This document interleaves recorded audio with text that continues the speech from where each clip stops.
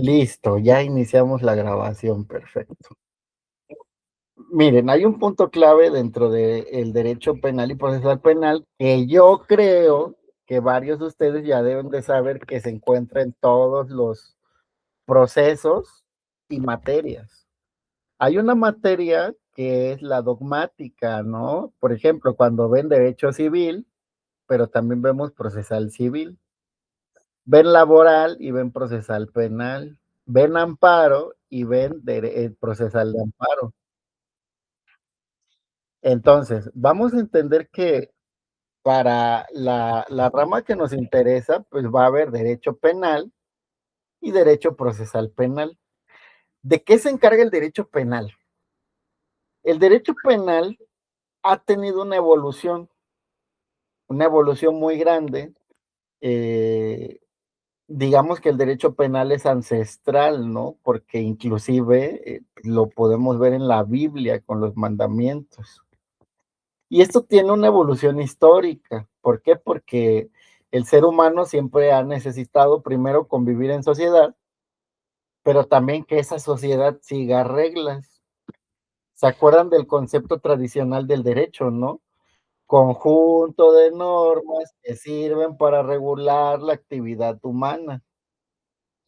Y es ahí donde vemos este punto de que necesitamos, al final, necesitamos que haya algo que nos regule.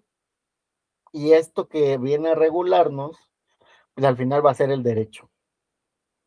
El derecho tiene una vertiente que solamente regula, que te dice cómo se deben hacer las cosas y cómo no deben de hacerse. Estas ramas van a venir del derecho administrativo, del derecho laboral, del derecho civil y de cualquier otro tipo de derecho, ¿no? Pero cuando alguien desobedece esas normas, ya estamos hablando de un punto en el que la persona ya no puede concebir probablemente el poder adaptarse a la sociedad. Y es entonces que llega el derecho penal. Porque el derecho penal ya no te dice cómo deberías hacer las cosas, sino que el derecho penal lo que nos va a decir es qué no se debe de hacer y si lo haces, qué sanción o pena merita el hecho de desobedecer una regla. Esto lo vamos a ver también en otras materias, ¿saben? Porque esto se encuentra en el rango del derecho punitivo, el derecho a castigar. Y por ejemplo, en materias como el derecho civil, pues podemos ver dentro de su catálogo dogmático que hay cosas como no molestar a tus vecinos, ¿no? Inclusive ustedes pueden ver dentro de este parámetro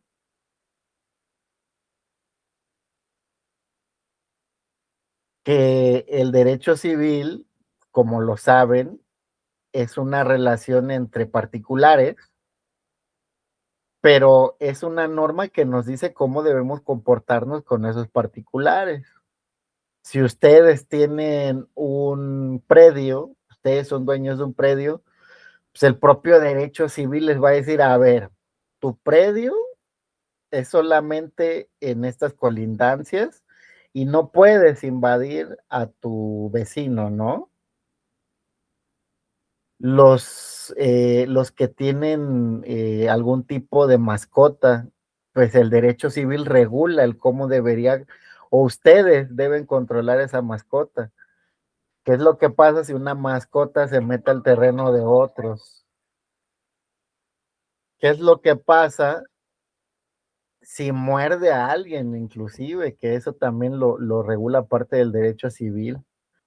Pero vamos a ver que también el derecho civil te dice cosas que no debes de hacer. Te dice, por ejemplo, en un juicio intestamentario, pues, que la más hereditaria primero debe repartirse entre todos, ¿no? Se debe nombrar una albacea y que no solamente te puedes adjudicar los bienes así como así, sino que hay procesos. Vamos a ver que en el derecho laboral también te dice, a ver, tú eres trabajador y debes de hacer esto, debes de llegar a tus horas, debes de cumplir las horas laborales, debes de tener buena presentación, no tener un lenguaje malo dentro de tu trabajo. Pero también el derecho laboral te dice, a ver, ¿qué pasa en caso de que tú no asistas? Causales de despido, ¿no? ¿Qué pasa en caso de que desobedezcas a tus jefes? Al patrón, ¿qué pasa en caso de que no le pagues? De que no le des vacaciones, de que no les des primas. Y entonces vamos a ver que el propio derecho en otras ramas te restringe, te trata de decir o te dice lo que no debes de hacer y lo que tienes permitido hacer. Pero con el derecho penal vamos un poco más allá. ¿Por qué? Porque como el propio nombre lo dice, bueno, el derecho penal, penal de pena, puniendi, jus puniendi, que es derecho a castigar. Y este derecho a castigar es muy interesante, vean por qué. Porque en una sociedad democrática se puede decir que el derecho penal va a servir para las acciones que se deben castigar con mayor rigor dentro de una sociedad. Y ven que les decía lo de tiempos bíblicos, ¿no? Lo de los 10 mandamientos. Ahí hay acciones como no matar, no robar, no mentir. ¿Y qué es lo que vemos en el derecho penal? Comete delito de homicidio el que priva de la vida a otro y tendrá una pena de 5 a 20 años. Comete delito de robo el que se apropia de un bien ajeno, inmueble. Entonces, donde vamos viendo que prácticamente estas normas que castigan se incorporan de forma también muy antigua, ¿no? De nuestras leyes. Y las vamos trayendo, ¿para qué? Para que podamos convivir en esta sociedad que nos toca. Aquí viene un dato muy interesante que les voy a decir. El derecho penal no es igual en todos lados. El derecho penal cambia conforme a la sociedad. Y esto es importante, ¿por qué? Porque hay que acordarnos que nosotros formamos parte de la sociedad mexicana y que por lo tanto nos vamos a regir por nuestro Código Penal Federal y por los códigos penales de los 32 estados de la República. Entonces, ¿qué es lo que va a pasar? El Código Penal Federal trae unas penas y trae unas acciones que la persona no debe cometer, pero cada estado de la República también trae penas y acciones diferentes. ¿Por qué? Bueno, cuando se pensó en crear cada uno de los 32 códigos penales, pues se presuponía que cada estado tiene ciertas conductas, pero también ciertas costumbres. Y es entonces que cada tipo penal, aunque muchas veces coincide, varía conforme a la penalidad, a la sanción de la persona. Entonces, hay un punto importante, pues, cuando ustedes litiguen o lleven asuntos en materia penal en Ciudad de México, pues van a usar el Código Penal de la Ciudad de México. Pero si se van a otros estados, van a usar el Código Penal de ese estado. Es importante saber esto, ¿por qué? Porque muchas veces la pena cambia. Y también si litigan en materia federal, por ejemplo, delitos de delincuencia organizada, o delitos de secuestro, de tráfico de estupefacientes, pues también va a ser diferente un poco la imposición de penas y los tipos penales que vamos a ver más adelante. Les doy un ejemplo. A ver, quiero que aquí me respondan para que se despabilen un poco. Les voy a dar un hecho, ¿no? Un hecho que sucede con una conducta que va a ser reprobable para el derecho penal. Una persona que va conduciendo en estado de ebriedad. Esta persona que conduce en estado de ebriedad, al momento de conducir, atropella a alguien. Me identifico mucho con ese punto porque he sido atropellado. Pero díganme ustedes, ¿qué piensan sobre la persona que atropella a alguien y priva de la vida en estado de ebriedad? Esta persona debería de ser, sabemos que debería ser castigada, pero díganme, el momento de estar en estado de ebriedad, ¿debería disminuir la pena o agravarla? Los escucho. La disminuye, ¿no, profe? Sería un agravante, profesor. ¿Y por qué La me dices disminuye eso? porque supuestamente no está en sus 5 sentidos. Ok, me parece muy bien. Ajá. ¿Quién más? Rosario. Agrava porque dice en el reglamento de tránsito dice que no puede conducir bajo las influencias del alcohol ni del Bueno, sí, también ese es un agravante. Es un agravante de ley, ¿no? Actualmente. Ah, Es un agravante. vean qué Doctor, sería un interesante. agravante Lo debido agrava. a... Puede ser homicidio calificado. Hablen, hablen. Yo creo que depende del lado que estés defendiendo. Ok, me parece Sería muy un bien. agravante y finalmente también nos podríamos ir con la ley de vehicular, ¿no? Claro. Escutia Pérez, adelante. Es que también depende de unos Pues yo considero que va a depender mucho justamente de si tienen una defensa y de cómo lo manejen, pero sí se puede utilizar como un agravante en este sentido o también podría alegarse como un atenuante. Yo considero que depende. Sin embargo, pues el deber ser es que pues debería ser juzgado como un agravante. Buenos días, Es que si profe. sabía que iba a manejar, considero- no debería de haber consumido alcohol, entonces es un agravante y es responsabilidad de él. Buenos días, yo considero que depende del, yo considero que depende mucho del estado en el que está, o sea, de parte de los 32 estados, y también de la intención que haya tenido, porque igual pudo haber tomado para agarrar valor y atropellarlo, ¿no? Pero igual pudo haber sido Ándale. Ya intencionado. pusiste otro parámetro. Me agrada eso. Perfecto. José Luis. Maestro, es que también tiene que verse si es un accidente o si fue con dolo o mala fe y con intención. Ok, me parece bien. José Luis, adelante. Pero son lesiones Profesor, culposas, compañero. buenos días, compañeros, buenos días. Partiendo de la parte exclusivamente planteada por el profesor, considero que lo primero que se da es el hecho de la violación a un reglamento de tránsito. Por tanto, ya es una afectación, o más bien, ya es una conducta punible desde prácticamente desde el sistema de tránsito, ¿no? Y esta violación, que ya tendría que ser punible, genera una afectación superior, que es la pérdida de la vida. Por tanto, desde mi punto de vista, tendría que ser un agravante. Perfecto, José Luis, muchas gracias. Joel. Considerando Hola, que buen día. además, Adelante, compañera. considerando además que el bien jurídico tutelado es la vida, doctor. Ok, me parece bien, me parece bien. Ya hablamos de conceptos un poco más avanzados. Ya tenemos conocimiento de... Adelante, Joel.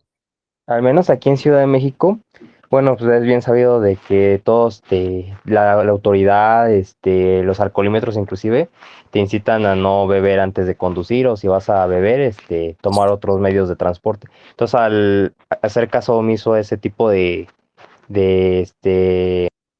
¿cómo se dice? De imposiciones, de reglas, ya se consideraría un agravante en mi opinión, porque finalmente estás consumiendo una droga y haciendo algo que no debes en ese momento. Ok, me parece muy bien el precepto que manejas por parte del agravante. Adelante, José. Buenos días. Para mí es considerado como un agravante debido a que en la idea de que si tú bebes y conduces sabes que puedes provocar un accidente, también puedes evitarlo. Entonces, al conducir con estado de ebriedad, ya sabes a lo que puede suceder. Y como comentaron, también es una sumatoria de delitos que encadenan una consecuencia fatal. Al final, la pérdida de la vida de una persona. Ok, Joel, me parece muy bien tu punto de vista también. También se puede considerar ya como homicidio culposo, maestro, porque para esto, obviamente es que no lo hizo con intención, pero sí tiene culpa, vaya. Y esto se agrava porque va conduciendo bajo los efectos del alcohol. Y además aquí en la Ciudad de México, el homicidio culposo agravado por el alcohol también implica la prisión obligatoria, se le suspenden sus derechos para conducir y tiene que hacer la reparación del daño. Ok, perfecto, Ana, me parece muy bien. Oficiosa. Perfecto. Vean que sus puntos de vista están influenciados por corrientes del derecho. Aquí hay que ser precisos en que el derecho, como todos lo saben desde el primer semestre, tiene diversas corrientes ideológicas. En derecho le llamamos epistémicas. Epistémicas es lo mismo, ¿no? Episteme de conocimiento. Y como la mayoría de ustedes han visto, pues dentro de este conocimiento va a estar el derecho positivo, el justnaturalismo, el realismo sociológico, cosas que a veces nos preguntamos, oye, ¿pues eso para qué me sirve, no? Bueno, en derecho penal esto se ve ya muy impreso, ya se ve muy adentrado. ¿Por qué? Porque dentro del derecho penal tenemos corrientes funcionalistas, corrientes estructurales, corrientes normativistas, corrientes funcionalistas políticas, corrientes clásicas, corrientes neoclásicas, y todo eso que viene de la historia del derecho penal hasta la actualidad se ve impreso en nuestros códigos penales. Aquí va un tip que decía ya alguno de sus compañeros. Fíjense que va a depender del estado en el que estemos, no en el estado de nosotros, ¿no? Sino en la zona jurisdiccional que nos encontremos. En Ciudad de México, como ustedes lo han dicho, el homicidio a partir de una persona que va en estado de ebriedad es un agravante. Fíjense la relación lógica que dice la Ciudad de México. La Ciudad de México en este tipo penal maneja un aspecto funcionalista. Vamos a ver las corrientes mucho más adelante para poder argumentar, porque al final las técnicas de litigio van a ser eso, modelos argumentativos que nos sirven para ser defensores, para ser asesores jurídicos, para ser jueces. Para todo eso nos va a servir la argumentación jurídica. Pero vean, el sistema lógico de la Ciudad de México dice, a ver, como ya lo mencionaron, todos saben que no debes de conducir en estado de ebriedad. Inclusive ven comerciales en la televisión, ven anuncios en internet que dicen, si tomas, no manejes. Y aquí hay algo que entra dentro del aspecto cognitivo, dentro del aspecto del pensamiento de una persona que aún sabiendo que está en estado de ebriedad, maneja. Dentro de los tipos de dolo, el dolo es cuando se hace con intención algo. Yo tengo el deseo de hacer algo. A ver, esa persona me cae mal y la quiero golpear. Y no solo la quiero golpear, sino que voy y la golpeo. ¿Sí? Ahí hay un dolo. ¿Por qué? Porque yo tengo el ánimo de realizar la actividad y la realizo. Pero como ustedes mencionaban, hay otro aspecto dentro del derecho penal que se llama culpa, delitos culposos.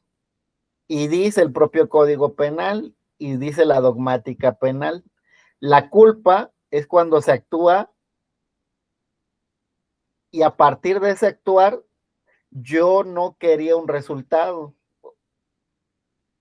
A ver, voy manejando sin estar en estado de ebriedad, alguien se me atraviesa de repente y órale, lo atropello. Yo no tenía esa intención de atropellarlo, pero ciertas circunstancias hicieron que sucediera ese hecho. Entonces, ¿qué nos dice la Ciudad de México? Hay otro parámetro que se llama dolo eventual. Vean, esto es muy interesante. El dolo eventual nos dice que va a haber conductas que aunque no busquemos, que aunque no queramos de forma principal, son esperadas. ¿Por qué son esperadas? Porque las conductas que realizamos tienen la posibilidad de que eso se desarrolle así. A ver, si yo sé que me pongo hasta el chango en estado de ebriedad, y voy a manejar, sería un resultado esperable que pueda atropellar a alguien o no. Disculpa, profesor. Sí. ¿Le puede acompañar a Ross? Lo que pasa es que se interfiere con lo que usted está explicando y como tiene abierto su micrófono. Ok, perfecto. Sí. Muchas gracias, Ros. ¿Creen que es un resultado esperado que yo pueda atropellar a alguien si manejo en estado de ebriedad? ¿Sí o no? Sí. Yo digo que sí. Efectivamente, sí. Ok, perfecto. No, yo Yo digo digo que, que adelante, puede variar. yo digo que no, y también considero que otra atenuante que pudiera ser importante en considerar es de que si el conductor deja o no la escena del accidente Sí. después de haber ocasionado ese fallecimiento o ese atropellamiento y ese fallecimiento. Pero allí ya se configura una acción por omisión, ¿no? Una Sí, omisión. omisión del auxilio. Adelante, Escutia. Yo considero, por ejemplo, que justamente hablábamos del deber ser, ¿no? Tú sabes que no debes de conducir ebrio, ¿no? Pero lo realizas. Pero realmente cuando pasa un accidente es por eso, porque no esperas que pase, o sea, no hay como esa intención de realizarlo. Por eso considero también que un comentario que había hecho un compañero es que debemos de basarnos mucho en lo que menciona la ley, ¿no? Por ejemplo, si estamos en la Ciudad de México, pues que menciona el código, ¿no? Porque obviamente ya ibas tomado, ¿no? A lo mejor va a agravar un poco la situación porque ya ibas en ese estado, pero ¿qué pasa después? O sea, ¿qué intención hubo realmente de hacerlo? Si fue un accidente, o sea, si fue algo que sí ibas tomado, que a lo mejor no tomaste esas precauciones, pero que no querías que sucediera. Además, ¿qué pasó después, no? Si te fuiste, te diste a la fuga. Yo creo que va a ir como muy enfocado en esa parte. Por eso sí debemos como mirar justamente en dónde nos encontramos para poder validar qué menciona la ley para poder acreditarlo de esa forma. Ok, me parece muy bien. José Luis, adelante. Yo considero que no podemos establecer el hecho de esperar que una persona sea atropellada a partir de que otra persona va influenciada por el alcohol. E incluso aquí deberíamos observar el nivel de intoxicación de la persona para saber la capacidad de reacción que tiene el conductor y la afectación por ende que le influye la intoxicación que tiene el conductor. Es decir, podríamos establecer en función de ese nivel de intoxicación la capacidad de reacción que puede tener esta persona. Ok, me parece muy bien, me parece muy bien. Pero vean, aquí bien. Sí, adelante, Carla. También sería súper importante ver la mecánica de hechos, el peritaje, o sea, todo lo que integra la carpeta de investigación para poder determinar. Y finalmente, bueno, es parte de la teoría del caso, ¿no? Cómo vamos a llevar la defensa, dependiendo también por qué parte vayamos, si sea por la víctima o el imputado. Porque, bueno, a lo mejor para el imputado tendríamos que buscar atenuantes y para la víctima agravantes. Entonces habría que analizar exactamente el caso por quién vamos, es cuánto. Ok, muchas gracias, Carla. Yo también considero que debe de ver mucho el tipo de vialidad, ¿no? Porque cómo saber si lo atropelló en una autopista o lo atropelló en en una carretera doble sentido o una unilateral, o sea, como de primera o de segundo, ¿no? Entonces, como que tiene que ver mucho el tipo de ley en el que se procede, de tránsito que se procede en el lugar de los hechos. ¿Sería cuánto? Ok, me parecen muy bien sus aportaciones. Pero vean que como ya les mencionaba, sus aportaciones van impresas de corrientes dogmáticas del derecho. ¿Qué es lo que pasa ahorita con estas aportaciones? Que al final no tenemos el entendido de a qué corriente pertenece lo que yo estoy diciendo. Y eso es algo que vamos a ver aquí, no se preocupe.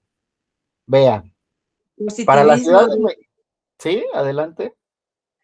Positivismo, pero aquí también podríamos vincular la antropología social y cultural, ¿no?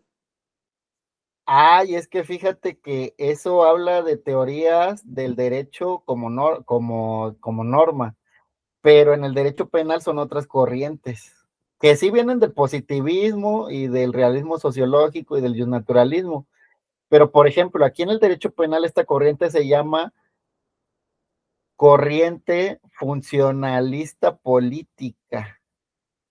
Y el autor de esta corriente pues, es muy nuevo, la creó en los 60s, se llama Gunther Jacobs, y también otro autor es Luigi Ferraioli, en conjunto con otro autor que se llama Klaus Roxin.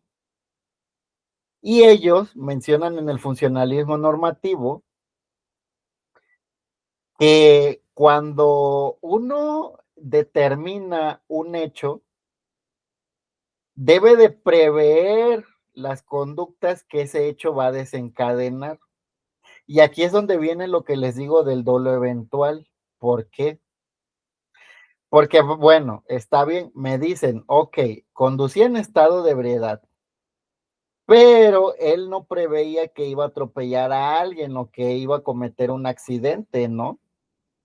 Pero el punto trascendental del funcionalismo normativo es que no importa lo que tú hubieras visualizado o no, sino que es lo que te enseñó el Estado que deberías de esperar a partir de toda la educación que has tenido. Y toda esa educación, ya sea por medio de primaria, secundaria, preparatoria, e inclusive la universidad, la televisión, la radio, ¿qué me dice? Que si manejo, lo más probable es que ocurra un accidente. Ha habido campañas masivas de estos puntos, o sea, de si tomas no manejes. Inclusive yo me acuerdo de un comercial en el que había un tipo que se despertaba todo ebrio todavía y la gente le hacía señas, ¿no? De qué es lo que hiciste ayer. Y decía, si quieres tener una mejor vida, no tomes. Bueno, eso es lo que el Estado debe encargarse de regular. Y por lo tanto nos dice Klaus Roxin, a ver, si tú cometes una conducta, debes de esperar que haya ciertos resultados de esa conducta. Y por lo tanto, aunque tú digas, no, es que yo no esperaba atropellar a alguien, dice Klaus Roxin, no importa eso. ¿Por qué? Porque al cometer la primera conducta, es decir, ponerse en estado de ebriedad y querer manejar, sabes que una consecuencia probable, ahí viene el punto, una consecuencia probable, es que atropelles a alguien. es que te accidentes o es que lesiones a alguien más.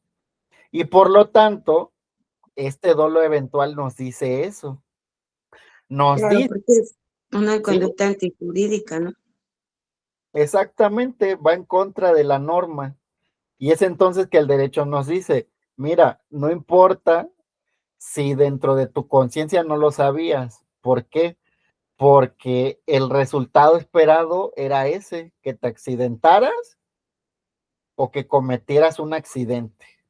Y por lo tanto, fíjate, este es el hecho causal. El Estado te dice que no manejes en estado de ebriedad. ¿Por qué? Porque puedes cometer el accidente. Y a partir de ese punto, también nos va a decir, cuando tú cometas el accidente vas a ser responsable. ¿Por qué? Porque se te dijo que no manejaras. Y como se te dijo que no manejaras y manejaste, como lo menciona Carla, tu conducta va a ser antijurídica.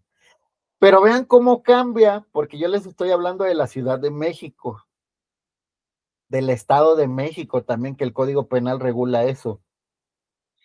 Pero hay otros códigos, como el Estado de Guanajuato, que no manejan la corriente funcionalista, manejan otro tipo de corrientes que se llaman corrientes causalistas. Y estas corrientes vienen desde 1700, desde 1500, con determinados tratados como el de Montesquieu. ¿Y qué nos va a decir esto? Causal. Dice la famosa frase del causalismo. La causa de la causa es causa de lo causado. Y Y ahí es también tiene que ver los usos y costumbres, ¿no, doctor? De los estados, con el artículo 2 constitucional.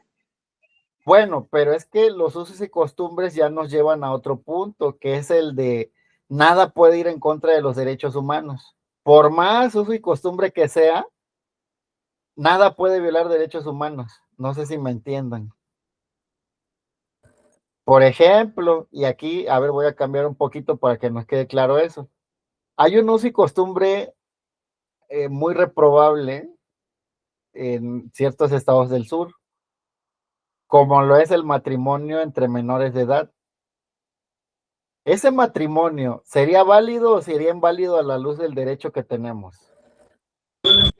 Inválido. ¿Verdad que sí? ¿Pero por qué sería inválido? Díganme.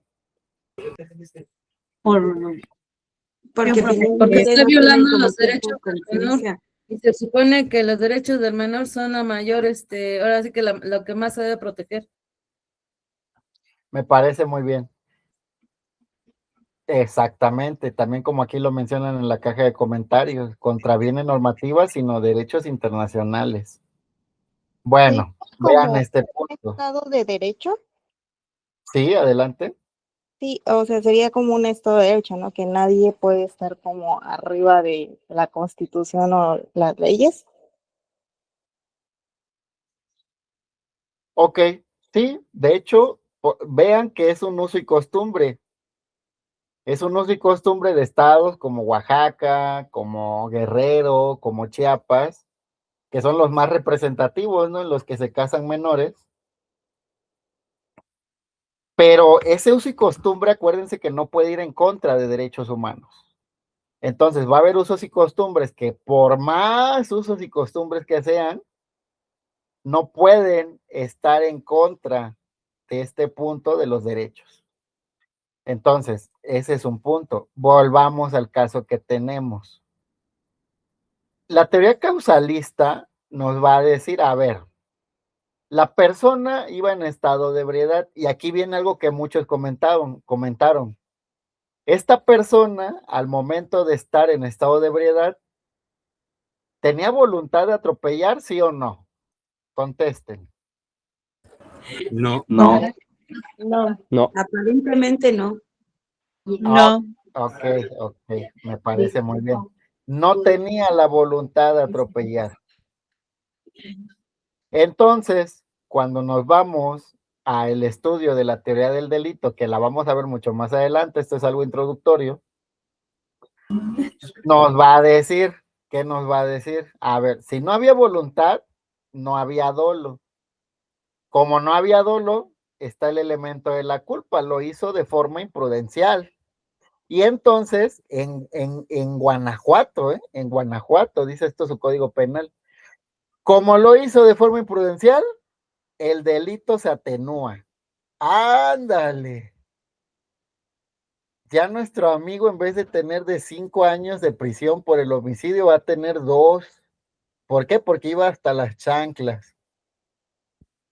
Entonces vean cómo las corrientes del derecho nos dan versiones distintas de cómo va a desenlazarse un caso. En Ciudad de México, que nos dice, no, a ver, no importa la intención, lo que importa es la consecuencia. Entonces, si tú ya sabías que no deberías de manejar y manejaste... Aquí tienes el recordatorio. Hablar al jefe de carrera. Alexa, silencio. Ajá. Entonces, si tú ya sabías que no debías de conducir en estado de ebriedad y aún así conduciste, era un resultado esperado que tú cometieras un accidente. ¿Por qué? Porque la sociedad te ha dicho que eso puede pasar. Ciudad de México, teoría funcionalista normativa. Y por lo tanto te agravo la pena. Guanajuato, no. El pobrecito estaba en estado de inconsciencia y en estado de inconsciencia cometió el hecho. Por lo tanto, como no tenía su conciencia, es un delito culposo y al ser delito culposo te atenuó la pena. Entonces vean cómo va a ser importante que nos sepamos ubicar en los códigos penales de donde estemos o donde llevemos un asunto, porque así como lo dicen, va a cambiar el derecho. El derecho tiene la particularidad, vean, como ciencia, de que al momento de tener un asunto, la realidad, como no ha sido decidida por un juez, coexisten 2 realidades. Actualmente en derecho penal, 3 realidades se podría decir. La realidad de la defensa, lo que afirma la defensa o lo que niega. La realidad del asesor jurídico de la víctima y la realidad del Ministerio Público. Y mientras un juez no determina en una sentencia qué es lo que debe de tomarse, al final las 3 realidades coexisten en el mismo tiempo y esa es una particularidad que en otras ciencias no existe. Existe en nuestro campo por las corrientes del derecho de las que les he estado hablando. Lo normal es decirles, todos tienen la razón, aunque sus argumentos fueran diferentes y decían, no, es que era culpa, es que se atenúa, es que se agrava, es que él no tenía intención, es que el código lo prohíbe y por lo tanto es agravante. Todos tienen la razón. Aquí lo importante es ver en dónde tienen la razón. Los que decían o los que dicen que la pena se atenúa porque estaba en estado de inconsciencia, en Guanajuato tienen toda la razón a partir de su código penal. Es un delito culposo en Guanajuato. Y los que me decían que la pena se agrava porque es una conducta antijurídica, también tienen la razón en Ciudad de México, porque aquí el legislador, dentro de las normas locales, ha establecido eso. Entonces vamos viendo un primer punto importante. Las penas van a cambiar dependiendo la realidad social en la que estemos. Y la realidad social puede cambiar dependiendo del estado. Y a partir de ahí, o sea, el estado, cuando digo el estado me refiero a la zona, Guerrero, Ciudad de México, Guanajuato, Zacatecas, Sinaloa, va a cambiar esa realidad dependiendo de ese punto y va a cambiar nuestra estrategia de litigio también. No es lo mismo litigar esta Ciudad de México, en el cual es un agravante, a litigarlo en Guanajuato, donde es un atenuante. Vean por qué.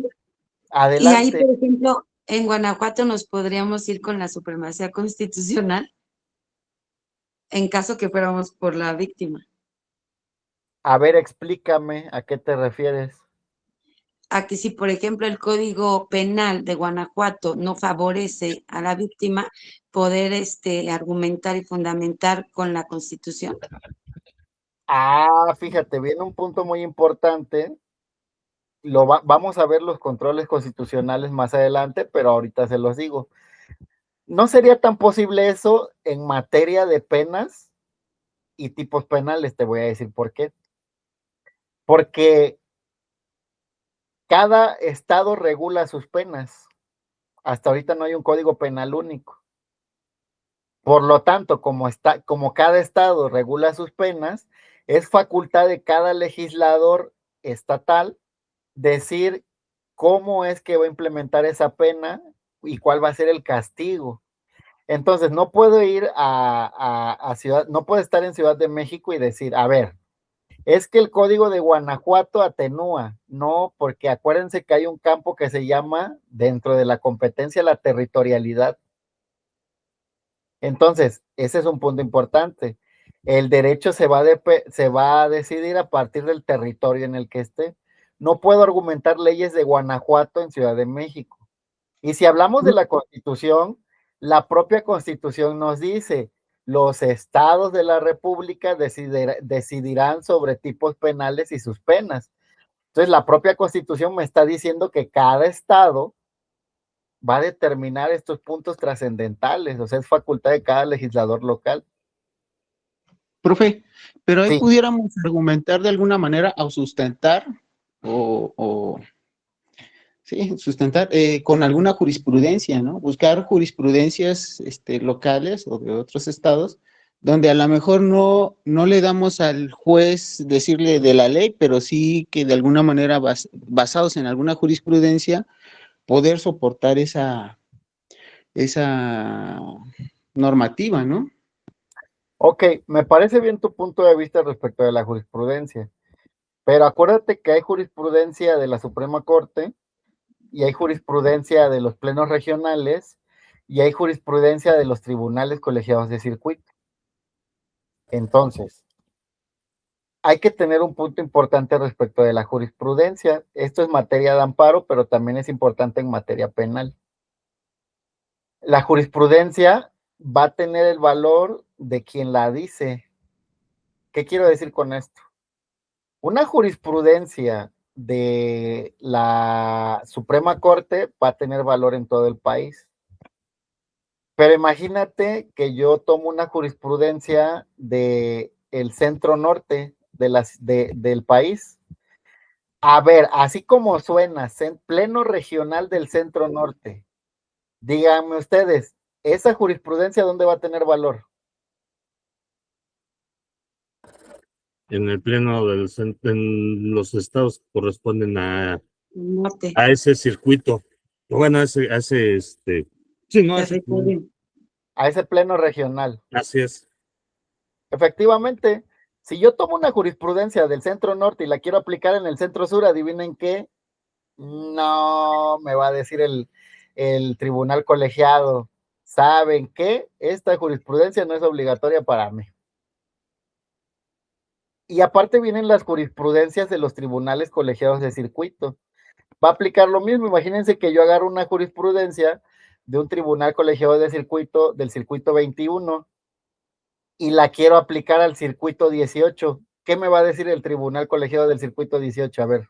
No procede. Así de sencillo. Esa jurisprudencia no es obligatoria para mi circuito. Solo es orientativa y yo decido si tomarlo o no. Entonces, Juan, ahí es donde viene el punto. En materia de tipos penales, vamos a ver adelante qué es un tipo, pero hay que decir que es la descripción de lo que viene en el Código Penal.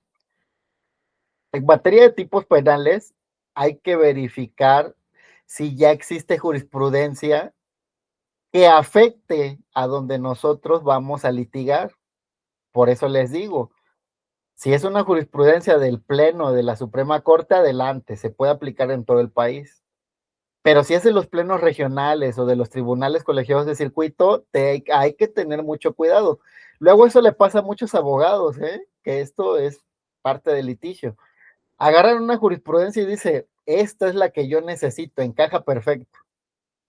Se van al amparo y les dicen, no, no aplica. ¿Por qué no aplica? Porque no es de mi pleno regional o no es de mi tribunal colegiado.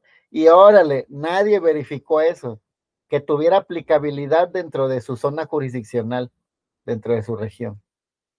¿Va? Entonces, aquí va el primer punto. Las corrientes ideológicas del derecho penal van a impregnar dentro del derecho penal propio que nosotros ejecutamos, dentro del derecho positivo mexicano.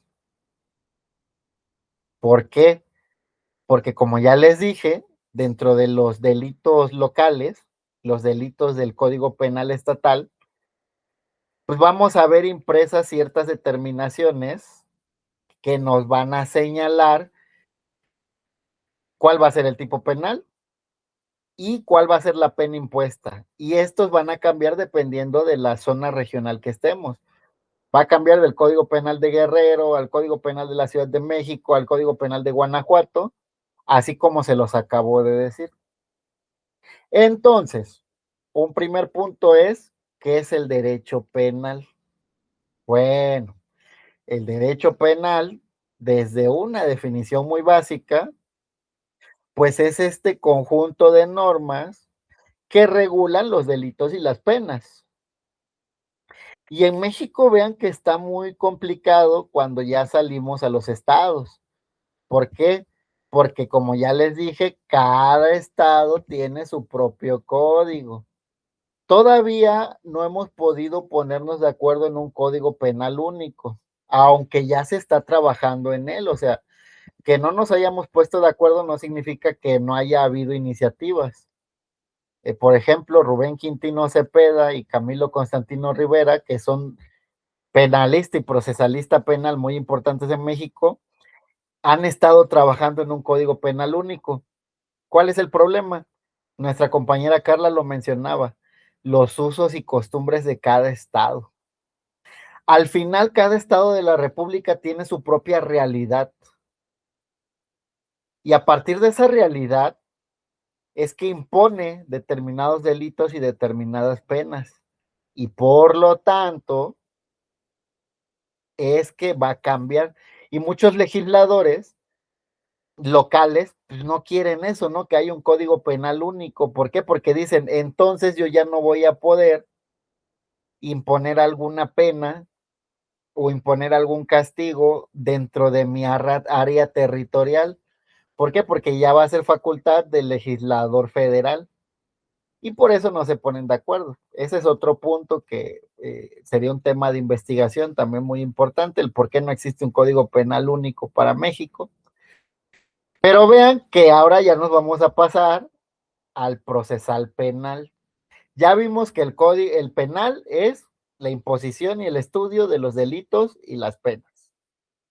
Ahora vámonos al procedimiento penal, pero antes les voy a enviar el link de asistencia. Aquí abren este link, es un Google Forms, y les va a pedir la fecha, que es el día de hoy, y su nombre completo. Les doy 5 minutitos para que rellenen este Forms, y bueno, ya con esto ya tengo el pase de la lista del día de hoy, ¿va? Excelente. Franco, buenos días. Sí, adelante. Bueno, yo tengo una petición. Lo que pasa es que a mí se me acomoda más el grupo en la tarde, porque ahorita se me empalma con con otro curso y estoy en mis prácticas. Entonces no sé si tenga problemas si me salgo ahorita. Ya estuve al principio, desde que empecé mi clase ahorita. Perfecto, sin inconveniente, Sharon. Cuando te toque el pase de lista, solamente complétalo en la tarde, ¿va? Y ya yo me encargo de checar eso con las listas de asistencia, pero sin inconveniente. El día de hoy ya les comentaba que no voy a poder dar el curso en la tarde porque pues, tengo algunos asuntos médicos que me lo van a impedir, por eso los cité a todos en la mañana. Pero ya a partir del día lunes, pues ya nos vamos a ver en la mañana y en la tarde, ¿va? Ok, maestro, sí lo entiendo y pues espero que todos salgamos con su salud. Perfecto. A ver, somos 63. Vamos a ver cuántos se han. Ay, miren qué interesante. Aunque estamos 63 en la clase, hay 70 respuestas. Vean, esto es muy interesante. ¿Quién lo manda a ser tan bueno, doctor? ¿Verdad?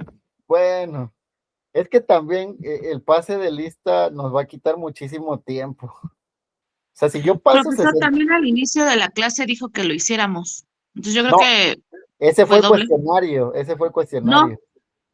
pero en la liga también dice que está el pase Ah, de sí, el lista. pase, Entonces sí, yo me sí. imagino que varios lo hicimos al inicio.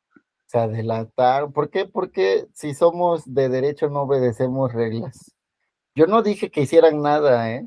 Ah, no es cierto. Profe, exija captura de clase. Sí, ¿verdad? No, no se preocupen. Aquí lo importante es que aprendan. Están aquí para aprender y eso es lo que yo me llevo mejor para mí. Que ya al final nos vamos a ver en audiencias. Ah, porque también litigo, entonces no solo soy teórico, sino que también yo litigo en materia penal, en materia civil y en materia administrativa. Entonces, pues, Nos debe ese curso, perdón, profe. Dijo que iba a haber uno de simulación de audiencias, pero a buena hora se accidentó. Pero bueno, está bien, lo perdonamos. esperemos que por el siguiente semestre, pues ya me encuentre mejor y a partir de eso, pues ya haremos algo presencial, ¿no? Yo espero que sea ahí en GAM, porque tiene un No, no hay que excelente. perdonarlo, porque si no, si lo perdonamos, ya va a seguir así, ya lleva 2 semestres y no lo ha hecho. Ahí lo esperamos en la GAM, profe, ¿eh? Va a ser que lo atropelle otro carro, ¿no? Para no darlo presencial. El profe va a ser que lo atropellen con dolo. Ay, no, profe, ya es mucho. Ya. Me voy a ir de No, la pero escuela y nunca va a dar ese curso. no, Ok. pero porque ya se nos presumen los de los otros seminarios, ya están ahí de increídos porque ellos se han avanzado y nosotros no. Ay, no, cálmense. Vamos a avanzar en este semestre, van a ver. Bueno, ya vi que ya todos pasaron su lista. Entonces, el derecho penal, ya dijimos que es aquel que va a regular delitos y penas, ¿no? Las acciones que van contrarias a la norma. Esto también se regula con la dogmática penal. Vamos a ver más adelante qué es la dogmática, porque el derecho penal no está solito, ¿eh? El Código Penal Federal y el Código Penal de los estados tiene que nutrirse de la dogmática penal, pero para la siguiente clase vamos a ver qué es la dogmática, ¿no? Porque también ahí hay mucha confusión por parte de alumnos, inclusive de maestros que he conocido, que confunden el código penal con la dogmática penal. Eso lo vamos a ver más adelante. Pero vamos a la parte que nos interesa. Si el código penal y el derecho penal regula los delitos y las normas, entonces vamos a entender que el derecho procesal penal va a regular el procedimiento, el proceso. ¿Qué es lo que quiero decir con proceso y procedimiento? Para estas alturas, yo espero que todos hayan tenido ya una clase de teoría general del proceso, de introducción al estudio del derecho, hasta filosofía del derecho, podemos ver aquí. Pero vamos a estar en ese entendido. El proceso, como viene en su definición, es un conjunto de actos que se deben realizar para llegar a un fin, ¿no? En esta materia me gusta decirlo, me gusta mencionarlo como un recetario. Ven que cuando uno ve una receta dice, primer paso, consiga los ingredientes.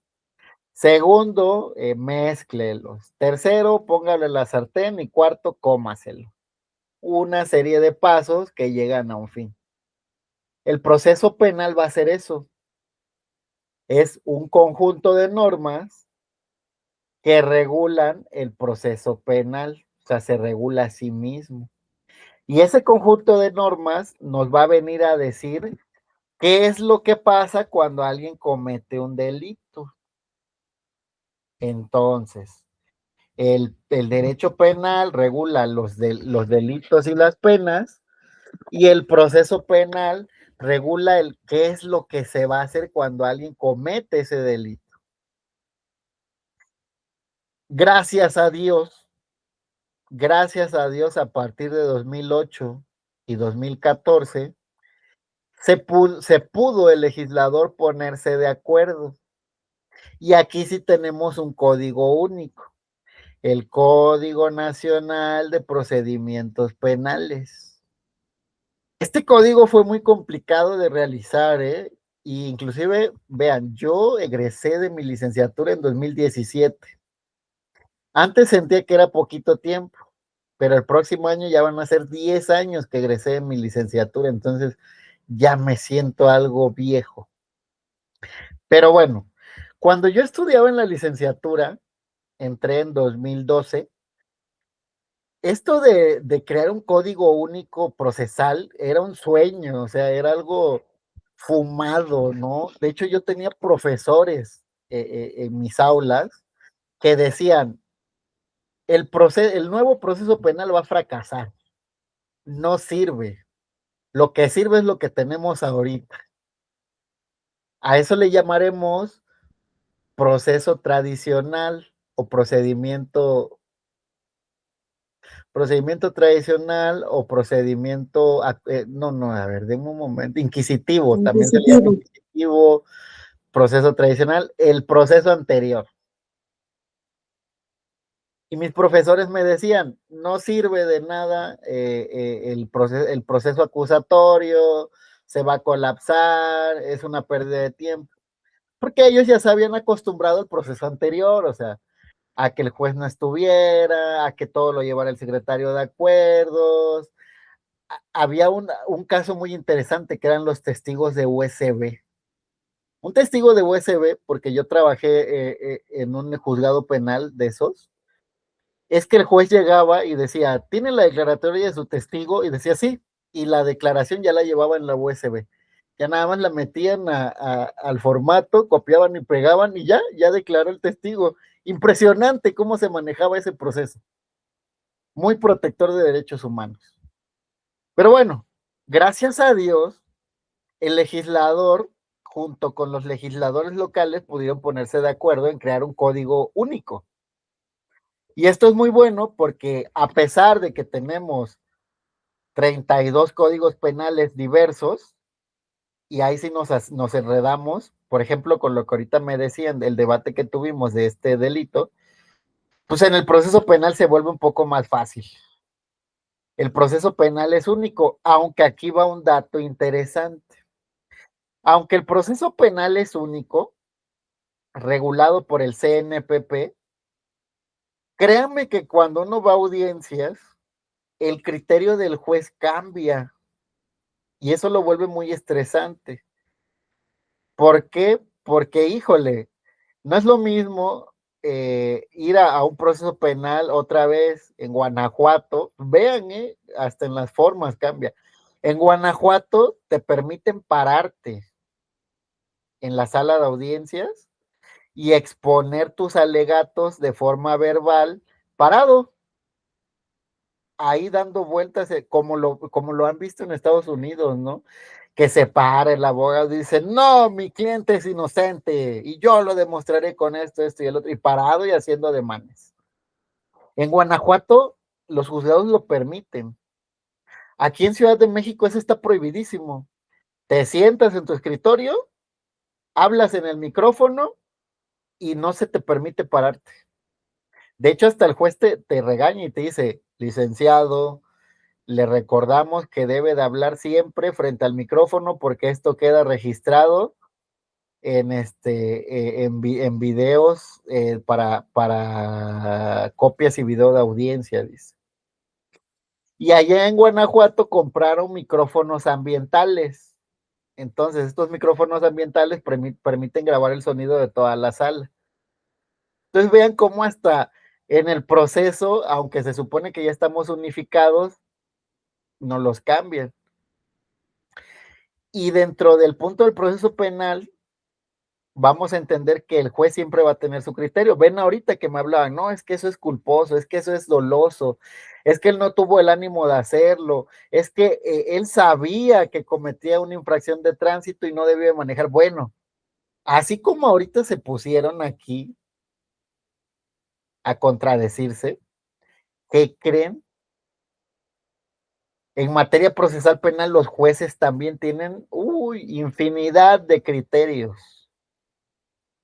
Y eso lo vuelve un problema al proceso penal, porque se supone que estamos unificados, pero al final el criterio del juez, créanme que cambia mucho. No es lo mismo un juez protector de derechos humanos que sabe aplicar tratados internacionales a un juez legalista y en extremo constitucionalista. Que eso también lo vamos a hablar más adelante, porque de mala forma o de este punto, pues yo también tengo ese sesgo, ¿no?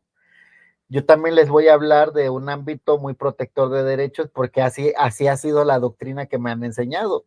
¿Se puede contradecir? Claro que sí, en el derecho existen varias corrientes. Yo defiendo una corriente positivista, garantista, protectora de derechos humanos. Y eso hay veces que se vuelve un problema. Pero bueno, ahorita... Doctor, Sí, yo lo adelante. que he visto que ha habido mucho problema con los conceptos, ¿no? Jurídicos. Por ejemplo, uno donde yo he notado mucha mala interpretación es con la perspectiva de género. Claro que sí. Como te menciono, al final los jueces tienen ese problema. Pues es que un juez no sabe todo. O sea, aunque sea un juez que decida sobre la libertad de una persona, sobre su libertad y su privación, pues el juez no tiene todo el conocimiento del mundo, ¿no? Y por eso digo, hay jueces que son en extremo protectores de derechos. Y vean que ese ha sido un problema porque les ha costado su puesto, ¿eh?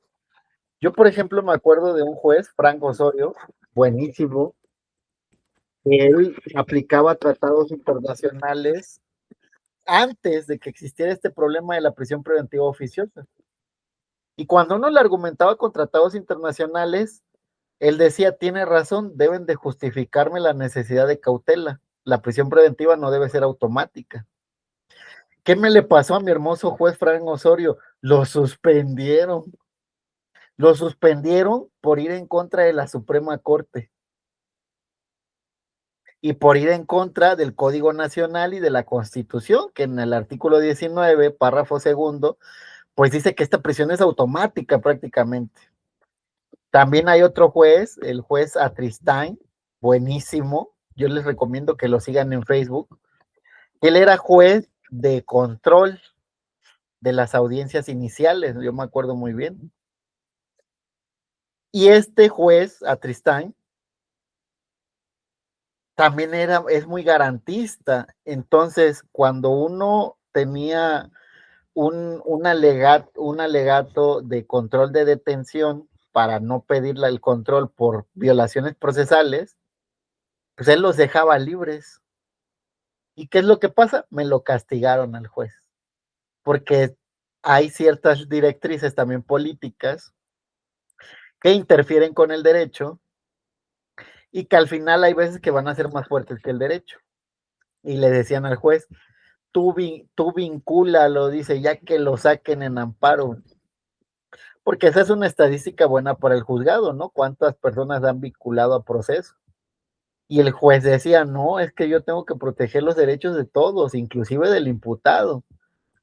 Bueno, pues a él me lo castigaron mandándolo de juez de control a juez de enjuiciamiento penal, porque ya en el enjuiciamiento, perdón, no de enjuiciamiento, disculpen, juez de ejecución de sentencia, porque pues ahí ya había pasado todo el proceso de decidir si era imputado, si no era imputado, si cometió el delito o no, y solamente pues ya regulaba lo que es la pena después de la sentencia, ¿no?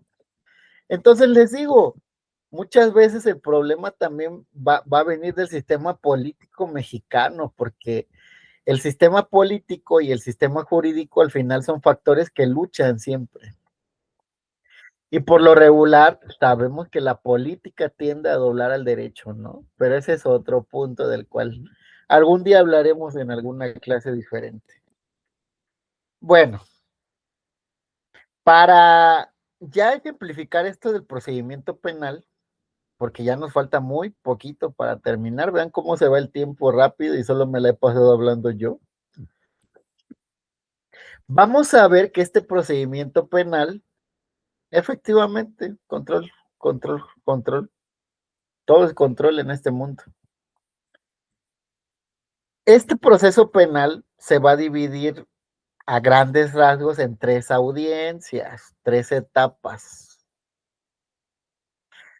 La audiencia inicial, que conlleva una etapa de investigación, la etapa intermedia y la etapa de juicio oral. Hay otros autores que agregan la etapa de ejecución de sentencia. Eso ya va a depender mucho de la persona, ¿no? Del doctrinario que les dé la clase. Desde mi particular punto de vista, esto está regulado por el artículo 201 del Código Nacional de Procedimientos Penales. A ver, vamos a comenzar a utilizar la ley. ¿Alguien ha leído? Perdón. A ver. Voy a compartir, voy a cambiar de pantalla. Perdón. A ver. Jeje, no es 201, perdón, es 211.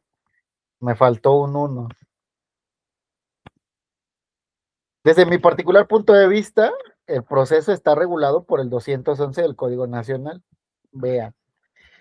El procedimiento penal comprende las siguientes etapas. Investigación, que es investigación inicial e investigación complementaria. Ahí va la primera, ¿no? Etapa de investigación. Y aquí nos dice la audiencia, ¿no? Que es la disposición al juez de control para que se formule imputación. 2, la intermedia o preparación a juicio. Y 3, la de juicio oral. No nos menciona la ejecución de sentencia, ¿verdad? Esto se da porque la ejecución de sentencia tiene su propia ley, que se llama Ley Nacional de Ejecución de Sentencia. Entonces, yo no podría incluirla dentro de las etapas del proceso penal ordinario, sino que es un proceso diferente, porque hasta tiene su propia ley especial. Pero bueno, vamos a ir a ver cada una de estas etapas del proceso penal. ¿Por qué? Ya por ahí nos mencionaban la teoría del caso. La teoría del caso también es importante, inclusive vamos a tener una clase especial de teoría del caso. Este punto es importante, ¿por qué? Porque la propia norma nos pide que en cada una de estas etapas llevemos un modelo argumentativo diferente. Y es entonces que vamos a entender que la etapa de investigación lleva una investigación inicial y una complementaria, ¿no? Como lo dice el 211. Y que se va a desprender en una audiencia inicial. La etapa intermedia va a tener una fase escrita y una fase oral que se va a desprender en una audiencia intermedia. Y de ahí tenemos la fase de juicio oral, que va a constar de alegatos de apertura, desahogo probatorio y alegatos de clausura y al final lectura de sentencia. Aquí hay que entender un punto. En la etapa de investigación inicial o en la audiencia inicial, Esta va a estar regulada de los artículos 307 al 333 del Código Nacional. Y bueno, a ver, les voy a hablar respecto de lo que sucede en esta etapa inicial. Dice el código que esta etapa inicia desde la denuncia o querella. Entonces hay que tener muy claro algo. Va a haber actos preprocesales y actos postprocesales. ¿Qué quiero decir con actos preprocesales? Actos que vayan antes del proceso. Formalmente, el proceso penal inicia dentro del punto de la audiencia inicial. ¿Por qué? Porque ahí es cuando ya un juez va a ver y va a decidir sobre el asunto. Entonces, en la audiencia inicial, inician los actos procesales judiciales. Pero esto no significa que antes de la audiencia inicial no haya actos. Este tipo de actos que se realizan antes de la audiencia, vamos a llamarle actos preprocesales, o inclusive podemos llamarle actos ministeriales. ¿Por qué? Porque forman parte del haber del Ministerio Público. Y aquí vienen dos puntos, vean. El primero, va a haber actos por la denuncia o la querella y van a ser actos de investigación. Cuando se realiza una denuncia o una querella, vamos a entender que el delito ya se cometió, que no detuvieron a nadie, pero que si hay una persona que va a denunciar ese delito, va a ir al Ministerio Público, va a levantar su denuncia, el Ministerio Público va a investigar, va a llevar actos de investigación y vamos a terminar con una citación a una audiencia inicial. Si tienen alguna duda, acuérdense de decírmelo. Esta citación a audiencia inicial va a comenzar con algo que se llama formulación de imputación. La siguiente clase vamos a ver punto por punto cada una de las partes de la audiencia. Pero hay otra forma de iniciar el proceso penal. Y esta es por delitos cometidos en flagrancia. Acuérdense, es flagrancia, no fragancia. Estos delitos cometidos en flagrancia están contenidos en el artículo 146 del Código Nacional de Procedimientos Penales, pero a grandes rasgos, ¿qué es un delito en flagrancia? Un delito en flagrancia es cuando el delito se comete al momento y cometido en el acto, hay alguien que sorprende a esa persona y lo detiene. Digo alguien porque así como puede ser un policía, puede ser un militar, puede ser la Guardia Nacional, puede ser la Marina, puede ser un Ministerio Público, pero la Constitución también permite que sean civiles los que puedan detener un delito y detener a la persona que lo está cometiendo. Si nosotros presenciamos un delito, la propia Constitución nos faculta para detener a esa persona. Se llaman detenciones ciudadanas. Y esto, vean, cuando no hay detenido, cuando no hay flagrancia, la audiencia va a iniciar con una audiencia que se llama formulación de imputación. Vamos a verlo despacito después. Pero si hay un detenido, si hay flagrancia, la audiencia va a comenzar con algo que se llama control de detención. ¿Hasta aquí tienen alguna duda? Adelante. Profe, ahí me confundí un poquito. Ahorita vamos despacito. José Luis, adelante. Profesor, nuevamente, entiendo los actos procesales como los procesos de investigación que lleva a cabo los agentes investigadores con la finalidad de generar los medios de prueba o una investigación que sustente la solicitud para generar la orden de aprehensión y entonces generar la audiencia inicial. Efectivamente, así como lo mencionas, estos actos preprocesales van a ser todos tendientes a investigar y a partir de la investigación a generar una audiencia inicial para imputar un delito. Otra pregunta. Conocí de unos elementos policiales que cometieron un acto aparentemente delictivo. La víctima lo informa al C5 911 y denuncia haber sido víctima de un acto delictivo. C5 informa a un representante de la secretaría a la que pertenecen esos elementos. Sí. Lo estoy planteando en función de los actos procesales, preprocesales. Ok, ¿qué ocurre con el asesor jurídico que toma conocimiento? El asesor jurídico que pertenece a la institución en la que se encuentran laborando estos elementos tiene conocimiento evidentemente del reglamento interior de su institución.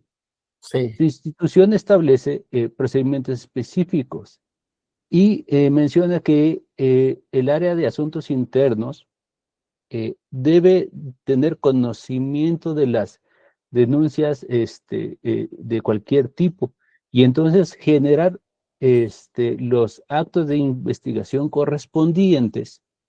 Y una vez que hayan finalizado esos procesos de investigación del área de asuntos internos, entonces se determinará el siguiente paso. Y uno de los pasos que establece es el apoyo con las demás instituciones. En este caso, pues me imagino que sería el Ministerio Público. Sí. Sin embargo, lo que hace el representante jurídico de la Secretaría es informar del hecho delictivo al Ministerio Público sin antes haber llevado el proceso interno de investigación. ¿Qué se genera?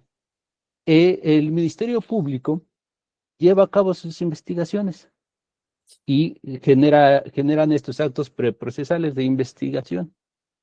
Sin embargo, la pregunta es la siguiente. Una vez que la víctima denunció ante 911, al ser una institución y tener protocolos específicos, debieron haber sido satisfechos. La siguiente es que el representante jurídico de la institución, al ser un representante jurídico de la institución, debe tener conocimiento de los actos de investigación que corresponden a las áreas de la institución donde él se encuentra, que en este caso son asuntos internos. Y por tanto, debió haber satisfecho esos actos procesales para después proveer esa información al Ministerio Público y entonces llevar a cabo esos actos preprocesales por los agentes investigadores.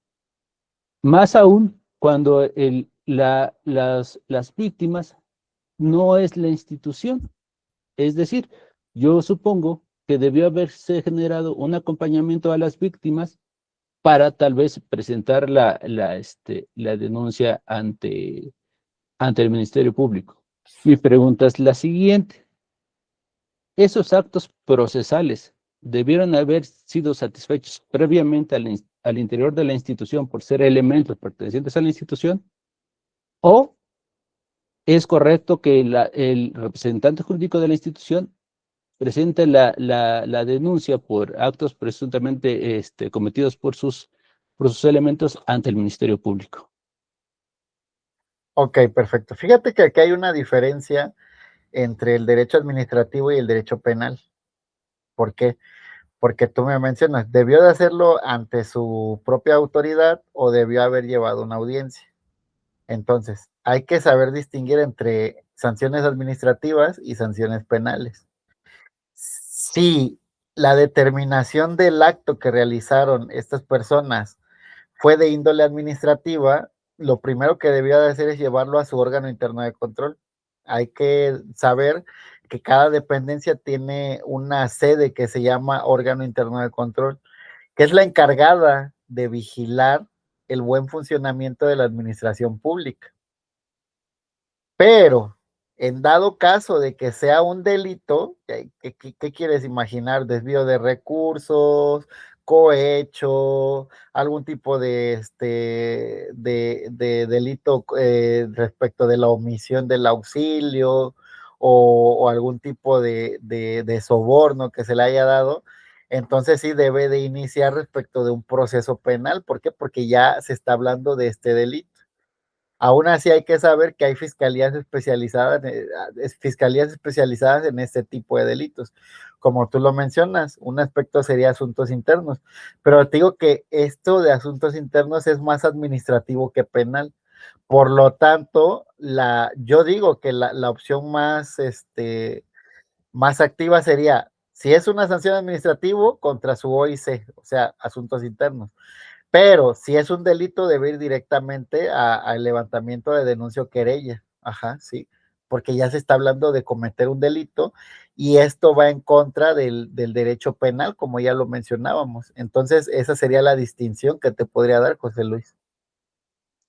Excelente, profesor. Muchas gracias. Yo creía que se tendrían que satisfacer esas primeras etapas, pero efectivamente tiene usted razón. Va a depender del tipo de delito que se esté siguiendo, ¿no? Sí, o sanción administrativa, tío. También imagínate que sea un delito de los contenidos en el 19 constitucional, de los graves, o un delito federal. Imagínate que es un ministerio público local, pero que comete un delito federal. Entonces, efectivamente debe de levantar esa denuncia y ese proceso ante un proceso judicial penal. O sea, en ese aspecto sí tendría mucho cuidado en ver el tipo de acto que se está cometiendo para saber encuadrarlo en algo administrativo, en algo federal penal o en algo local penal. Sí, efectivo. Sí, José Luis. Perfecto, muchas gracias, profesor. Ok, bueno. Aquí en este punto, y para cerrar, vamos a decir que la audiencia inicial va a ser la que va a dar inicio al proceso penal. Pero antes de esa audiencia hay actos preprocesales, o sea, la denuncia o la querella, el inicio de la investigación formal del delito, citaciones, por ejemplo, ¿qué hablo de citaciones? Hay un punto importante cuando, a ver, ya. Hay un punto importante cuando hablamos de que se cita a la persona a rendir su declaración. En este caso, se habla del imputado, ¿no? En sede ministerial. ¿Quién va a ser el imputado? Aquella persona que es acusada del delito. Aquella persona a la que se le señala como autora del hecho ilícito.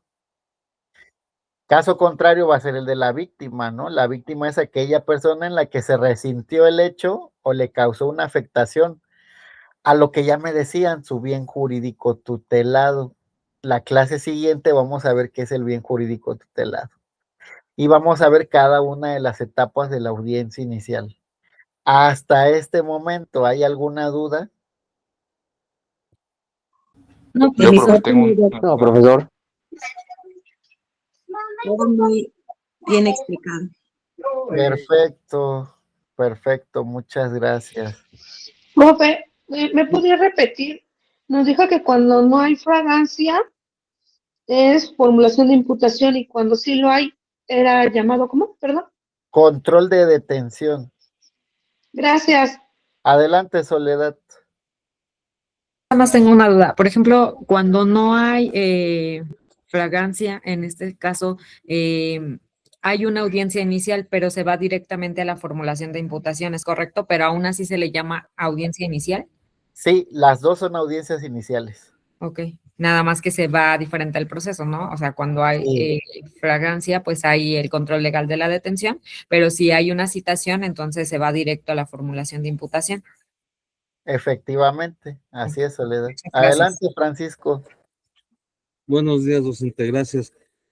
Dos preguntas. La primera, si por ejemplo en el caso de una flagrancia y se hace la detención ciudadana y la autoridad o los elementos policíacos no quieren realizar esa detención o ese apoyo al ciudadano y dejan libre al imputado, ¿ahí qué procedería? Siendo que fue detenido por el ciudadano en plena flagrancia.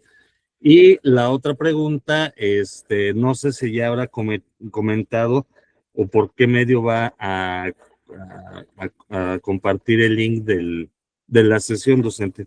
Gracias. Ok, para responder la primera pregunta. Ahí lo que se está llevando a cabo es una sanción administrativa por parte de la policía o del Ministerio Público al no querer detener a la persona, ¿sí? Hay que vigilar que sus derechos hayan sido respetados. ¿A qué me refiero?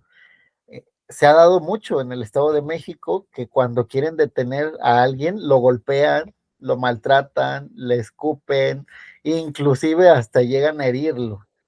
Y ahí sí, o sea, el derecho penal prohíbe la autotutela, que es hacer justicia por su propia mano. Lo ideal sería detenerlo con una fuerza razonable, inmovilizarlo y esperar a la agente policial. Pero ¿qué es lo que me pasa si, a ver, ya llegó la policía, hay 100 personas en una turba enardecida y al tipo lo tienen encadenado en un poste y hasta ya le echaron gasolina, está en estado de inconsciencia, no sabe ni quién es y llegan a salvarlo prácticamente? Pues ahí prácticamente hay violaciones a derechos que son irremediables, ¿no? Me tocó ver el caso, creo que también fue a nivel nacional, de dos tipos de la CFE que iban a cortar una casa, la luz de una casa, y la señora empezó a decir que eran unos secuestradores. Y entonces pues, la turba enardecida, pues casi hasta los incendia, ¿no? Entonces te digo, hay que tener mucho cuidado con ese aspecto. Si se llevaron a cabo las formalidades y no se violaron los derechos de esta persona detenida con una detención ciudadana, lo que procedería contra los agentes policiales sería una sanción administrativa. Como ya lo mencionábamos en el caso anterior, es ir ante el órgano interno de control y ver esa omisión por parte del Ministerio Público de llevar a cabo actos de investigación. Sí. Respecto a tu segunda pregunta, una vez grabada la clase y que se suba a la plataforma, les voy a compartir el link por parte del chat de WhatsApp, ¿va? Ahí les voy a subir la clase. Okay. Adelante, Iván. Muchas gracias, docente. Doc, yo tengo una pregunta. Sí, profe. Yo a mí me pasó un caso algo pesadito. Se metieron a robar a mi negocio, ¿no? Y un trabajador disparó con arma de fuego. Y lamentablemente, pues el occiso falleció, ¿no? Sí. Bueno, la persona falleció. Ya Fiscalía nos presentó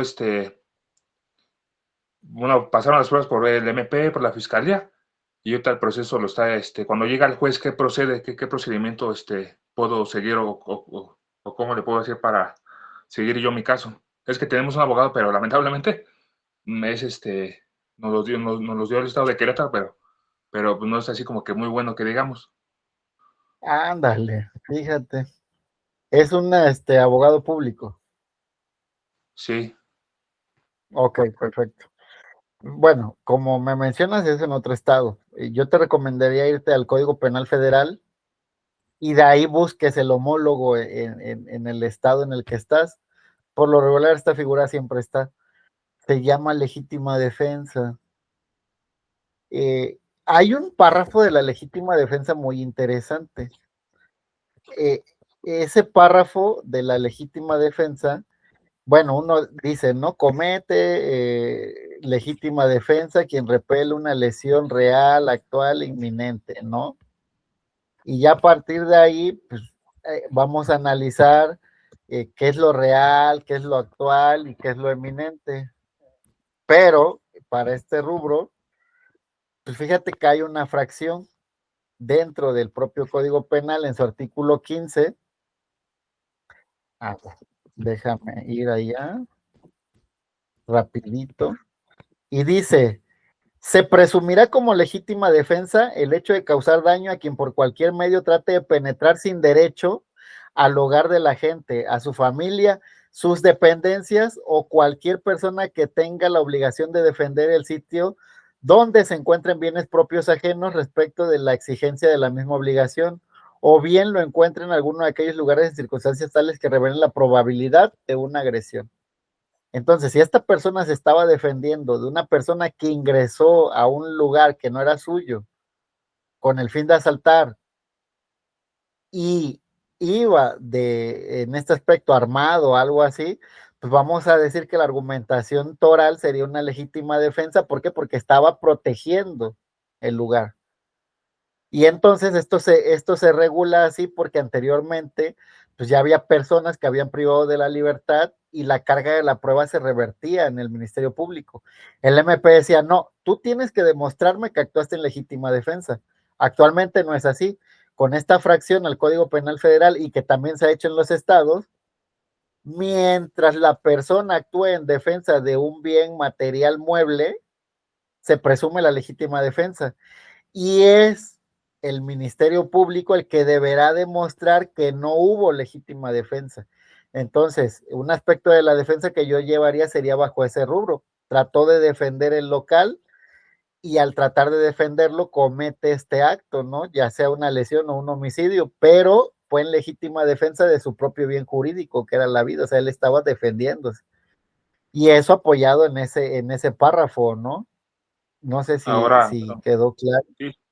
Sí me sacó de la duda. Ahora el problema cambia porque la persona que lamentablemente mató al delincuente, pues se echó a la fuga y el problema quedó en mi negocio, pues el problema me lo quieren hincar a mí. Ok, pero es que es diferente porque te deben de seguir por otro delito, no por el de homicidio o por el de lesiones. Sí, eso O es sea, lo que más o menos. ahí yo creo que tu estrategia de defensa, yo creo que necesitarías una estrategia de defensa, porque tú eres el dueño del local, no eres el que cometió el hecho. Y acuérdate que yo lo primero que haría sería ver el encuadre del delito que te ponen. Acuérdate que el encuadre va a partir de una conducta típica, antijurídica y culpable. Si se te achaca el delito de homicidio, ¿qué vamos a decir? ¿Tú cometiste el homicidio desde ahí? ¿Hay una conducta por parte tuya? No. Esa conducta es antijurídica. Desde el hecho de que no existe la conducta por parte tuya, no hay delito que perseguir contra ti, por lo menos en lesiones o homicidio, porque son delitos de naturaleza material. Es decir, tú debes de realizarlos. Acuérdate del aspecto de la autoría. Hay autoría material, tú no tienes la autoría de eso y el Ministerio Público debe determinar la autoría del hecho ilícito.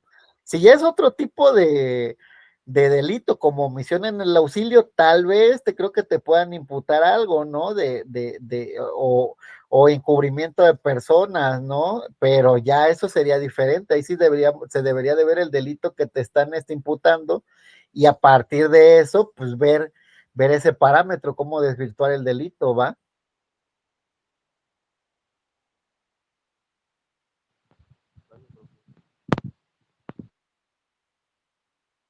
Perfecto. Adelante, José. Escuchando la redacción del compañero, ¿no también podría ser que le estén achacando, por ejemplo, que si el arma está en su negocio, la aportación, la posesión de un arma y tener que revisar qué tipo de arma era? Porque cuando se investiga y que fuera quizá un arma de uso exclusivo de las fuerzas policiales o de la Armada, también puede conllevar otro tipo de delito, y más si demuestran que era él el propietario. Sí, claro, en eso estoy de acuerdo, pero hasta este punto, pues hay que ver cuál es el delito que le están imputando. Entonces, pues ahí sí, si la siguiente clase trae el delito, ya podríamos analizar un poco más a fondo cuál sería la estrategia de defensa. porque también, pues hasta ese punto, lo que te podría decir es que me demuestre el Ministerio Público que yo soy el dueño del arma. O sea, acuérdate que quien tiene la carga de la prueba es el MP, no yo. ¿Y qué me dice que no es el que estaba atendiendo el que llevó el arma al domicilio, ¿no? Al negocio. Igual y no le están imputando ningún delito, ¿no? Más bien que su negocio, como está involucrado, pues a lo mejor está clausurado o alguna situación por investigación. Sí, claro, ahorita estamos especulando. Yo diría que trajera más o menos el caso concreto y aquí lo debatimos. Tipo de delito que le están imputando, si hay un aseguramiento de bienes, si hay una clausura, porque va a depender, esto también se va al derecho administrativo por parte de la clausura. Entonces eso ya no es derecho penal, ¿no? Pero también yo soy especialista en derecho administrativo, sorpresa. Entonces, pues también podríamos ver esa parte, ¿no? Ya que si el compañero quiere traer los hechos un poco más específicos y la imputación que le está dando el MP, aquí podemos resolverla, ¿va? Ahí va, digamos que una tarea, ¿no? ¿Quién más tiene dudas? Hacemos una teoría del delito, profe, y lo asesoramos al compañero. Y ya nada más que se invite ahí la comida. Ah, no es cierto. No, sí, porque somos muchos. eso vuelve más interesante la charla, ¿eh? Entonces, pues, ¿por qué? Porque ya vamos sobre algo real, ¿no? Para ir resolviéndolo. ¿Alguna duda más que tengan? Tomando igual lo de la situación de clausura, ¿es diferente? Igual, ¿qué tiene como tal de diferencia entre la clausura y la suspensión de actividades? Lo que pasa es que una es derecho administrativo y otra es derecho penal. ¿Qué pasa cuando te clausuran un local? Es administrativo, netamente. ¿Quién te puede clausurar? ¿El municipio, el estado, la federación, por incumplimiento de normas administrativas respecto de que tú no llevaste o realizaste a cabo algún requerimiento, alguna norma?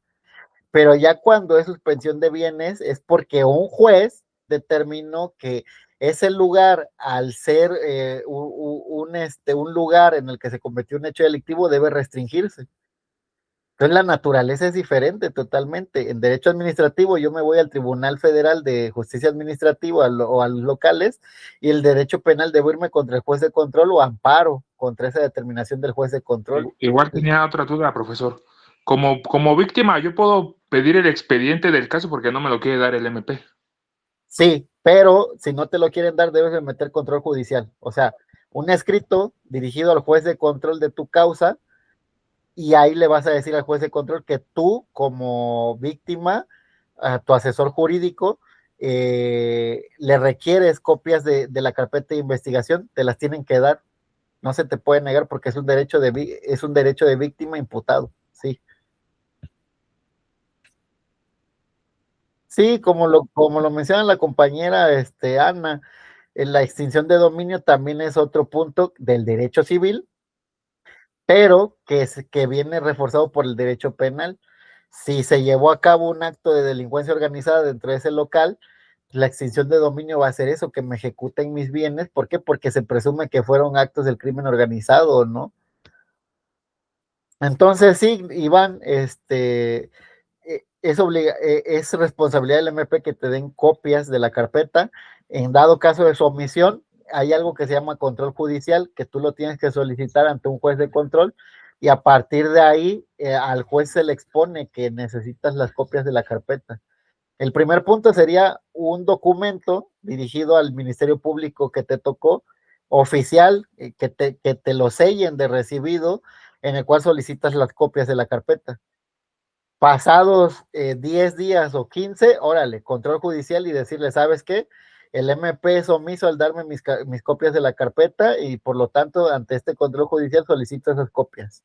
¿Sí? Desde ahí ya hay violación a los derechos humanos y constitucionales, ¿no, Doc? Del 1, 14, 16 y 20, comenzando. Claro, eso sería la fundamentación jurídica para tu solicitud de las copias de la carpeta, efectivamente. Y con el 8. Sí, efectivamente. Y como tú eres parte procesal, te está afectando de forma material esa omisión del MP. Pero sí, mi recomendación sería el escrito, y ante la negativa del escrito, vámonos a control judicial. Sí. Y a derechos humanos, Doc, porque también yo lo que he visto es que a veces cuando, pues la corrupción, ¿no? Dentro de las fiscalías, ministerios públicos, y ya cuando hay otra dependencia que está enterada del caso, como que ponen más atención y dan mejores respuestas y soluciones al problema. Efectivamente, Carla, me agradó tu aportación en ese aspecto. Gracias. Sí, es cierto, cada sede de Ministerio Público tiene su módulo de derechos humanos, e inclusive uno puede levantar una queja en línea. Nada más redactas bien tus alegatos, de que no se te ha dado copia desde hace tiempo, pero para eso te diría, el escrito de solicitud de copias es importante, porque ahí ese es el respaldo de que no te han dado las copias. Si tú solo has solicitado copias de forma verbal, ¿qué prueba tienes, no? A menos de que los hayas grabado y tengas la grabación. Por eso somos abogados, acuérdense, siempre hay que llevar y realizar a cabo un escrito que nos lo sellen de recibido y a partir de ahí comienza a correr el plazo. ¿Sí? ¿Alguna otra duda? No, bueno, yo no, profe, gracias. Perfecto, Todo bien, bueno. profesor. Si ya no hay más dudas, por el día de hoy sería todo. Y a Doc, partir yo de quería aquí, ¿sí? preguntarle algo. Aquí, por ejemplo, ¿en dónde podemos meter los mecanismos alternos de solución de controversia? Porque, bueno, ahorita ya se está manejando mucho en materia penal, incluso ahí empezaron. Entonces, ahorita yo he visto que en diferentes etapas, que es la inicial, se están ya llevando a cabo estos mecanismos. Híjole, eso lo vamos a ver como la cuarta clase, Carla. Ah, ok. Me Sí lo espero. vamos a ver, pero vamos pasito a pasito para que no nos perdamos, porque si no, pues, Igual esta tengo otra duda, profe. Bueno, ya pasó todo el problema, pero lo que me requieren ahí es mi internet o es el de Iván, pues yo porque se como tengo congeló. clientes en la Ciudad de México, El de Iván. yo ahí como lo puedo Es hacer. el de Iván. No soy yo nada, Iván. Ah, que como yo tengo pendientes en la Ciudad de México, yo tengo que salir de trasladarme de Querétaro a la ciudad, pero tenía si lo vayan a tomar como que me estoy yendo a la fuga o No, algo no, así. mientras no haya una audiencia de medidas cautelares que determine que tú no debes de salir del estado, no tienes ningún inconveniente en eso. Sí. Que espero que no la haya habido en tu caso. No, pues no, te digo que apenas están procesos que lo lleva el juez, apenas no han llamado ni nada. Tienes que tener un orden judicial y esta va a ser por parte del juez y el juez va a determinar eso. Por lo regular, yo la verdad es que no veo ningún delito, solo te la están haciendo de emoción para ver qué sacan, es lo que yo veo, en serio. Pero bueno, ya que traigas el delito imputado y las circunstancias de hecho y qué es lo que te está diciendo el MP, pues ahí lo podemos analizar mejor, ¿va? Ahí lo checamos. Profe, ¿yo le puedo hacer una pregunta? Adelante. Hay un caso, bueno, tengo un caso ahorita esto es con mi hijo. Él trae ahorita un proceso, el cual cada mes tiene que ir a firmar. Sí. Ahorita dejó, supuestamente ahí en donde él va a firmar, ahora ya firman con las huellas o con el rostro. Ya no es por medio de un Cardex. Las máquinas que tienen ahí luego fallan. Ok. Ajá. Hace como un mes y medio, recibió una notificación de que el Ministerio Público estaba pidiendo que se le revocara ¿cómo se llama? La medida. La medida. Ajá. Ok. Sí. Ya esto ya lo vi con el abogado que está llevando su caso. Entonces se metió la respuesta. Estaban pidiendo que se metiera la respuesta. Ya se metió. Y entonces ahorita el Ministerio Público está pidiendo el porqué de esas faltas. ¿Cuándo? ¿A dónde va a firmar? Las máquinas luego fallan.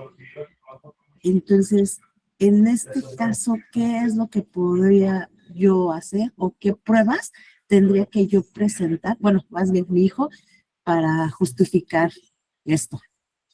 Híjole, fíjate, ahí sí se complica un poco porque el fallo es de la máquina, pero por lo regular en ese tipo de instituciones hay cámaras.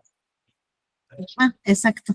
Entonces yo la solicitud que haría, porque es a la UMECA, la Unidad de Medidas Cautelares, sería la solicitud del registro de las cámaras en esas horas en las que fue esta persona a firmar.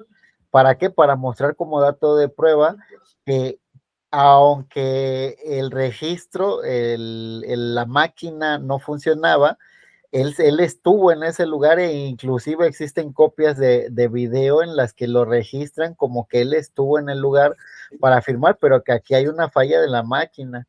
Y otro punto también sería, hijo, aquí ya sería tal vez un poquito más complicado, pero tal vez pedirle al juez de control que designe o que se determine un perito para ver el funcionamiento de la máquina, porque si ya falló con tu hijo, también ha fallado con otros.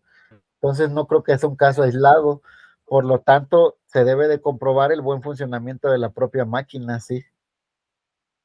Ok, porque bueno, yo en este caso digo, sí ha faltado, pero no las que mencionan en la notificación que le llegó, digo, porque pues entra a trabajar y pues a los primeros, por no sé, buena suerte o mala suerte, cuando le toca ir a firmar, es cuando entra a trabajar, en un nuevo trabajo, que sea, y entonces, pues no le dan permiso de luego faltar.